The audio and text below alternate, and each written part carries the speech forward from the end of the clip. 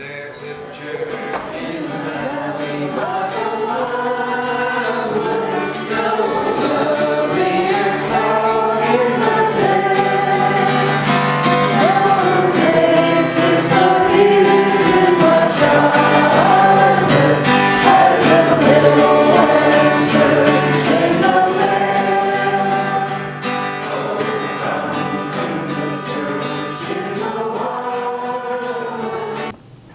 There's a church in the valley by the Wildwood, no lovelier spot in the dale. No spot is so dear to my childhood as the little white church in the vale.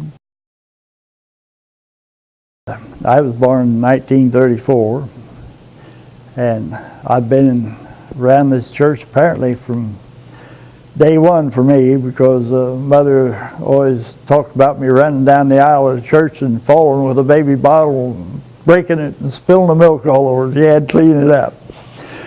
But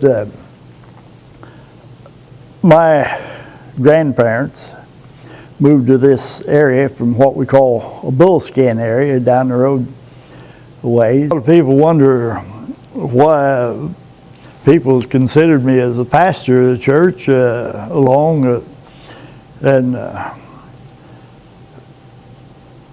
one Sunday that the pastor wasn't going to be here, we got word of it, I think the day before, and I was one of the deacons.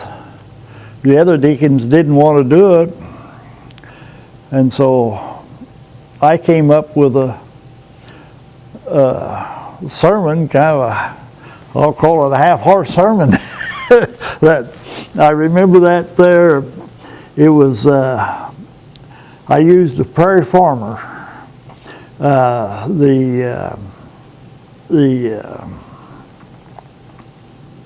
I don't know, you call him chaplain or pastor that wrote for the prairie farmer, had an article in that, and that's a magazine, and I used that. I didn't have anything else to go by, and someone had, some of them didn't like it because I done it. Well, would you do it? No, no, they wouldn't do it. Well, let's get it done, and so that's how I got started at it. Well, us kids attended church here as we was growing up, and this has been my church home all my 79 years, I guess.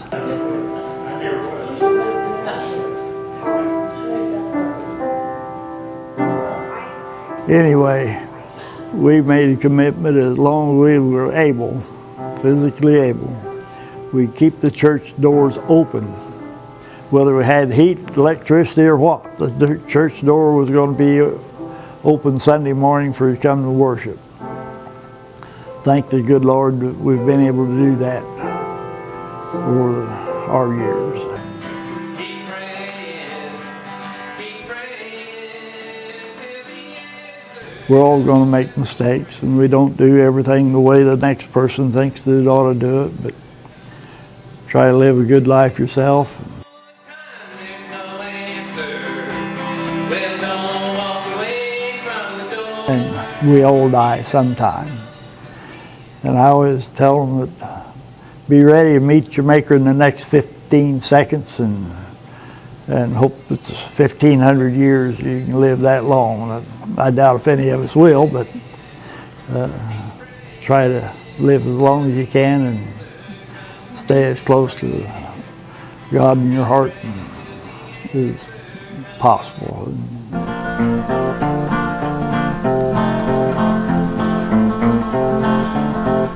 Well, I hope we can keep it going. We've been very fortunate to be able to keep the expenses and pay the expenses now with so few of us. I would hope that there's somehow a renewal of the spirits here in the community, that they can keep the church going. I remember one year Christmas morning we came here and somebody threw rocks through the old windows. And the glass was all over everywhere in here, and of course we had to immediately secure the windows to keep the weather out, and we put plywood up over the windows. Well, there was a funeral just a short time before we got the windows fixed, and they closed the church down. I said, no, they didn't close the church down. Someone tried to tear it down. And of course we had the windows fixed, and then here in later years then we've been able to put newer windows in the church and re-site it in the last few years, and even the congregation has been small, we've been able to do it. Oh, come to the church in the Wildwood. So the values of the church in your personal life can be very strong if you'll, as I told a man here the other day that he was asking some questions about, said he talked to God about this situation. He says, what am I to do? I said, well, mainly just shut up and listen. Listen to what God's telling you. He'll guide you if you'll just let Him. And I think that'll happen in his case. Too many times we want to tell God what to do and not let the Spirit guide us in some way. To my childhood as a little brown church in the day. But when they built this church, it was unusual for a church building to be painted, and they painted it white. So they called it the White Church. And some people thought that was the name of it. No, it was just painted white. And some people yet today refer to it as the White Church. And that's been a long time, but I even had one woman several years ago ask me when to change the name of the church. I said, what do you mean? She said, well, I thought it was a White Church and you're calling it South Vigo now. I said, no, the South Vigo is the correct name, and what it was called, it was just painted white is why they called it that, and that was unusual for the church. And of course the Black family, by the name of Black, Josiah Thurston, give the ground and the cemetery, so it got to be called the Black Cemetery. Well, that was a nickname, just like if your name William, you may be called Bill or Billy, and something other like that. That's the same thing.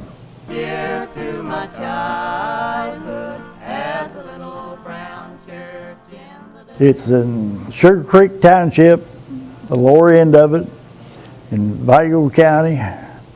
Someone called it Vigo, but I don't spell it with an E, it's spelled with an I, and I go by that. You'll hear me call it Vigo. As kids, we used to say Vigo, meaning we're going to Vigo, like a farter said or something. But some of seems so proper, but I'm not proper. I'm Max. Come to the church in the Wildwood. Oh, come to the church in the dale. No spot is so dear to my childhood as the little brown church in the dale.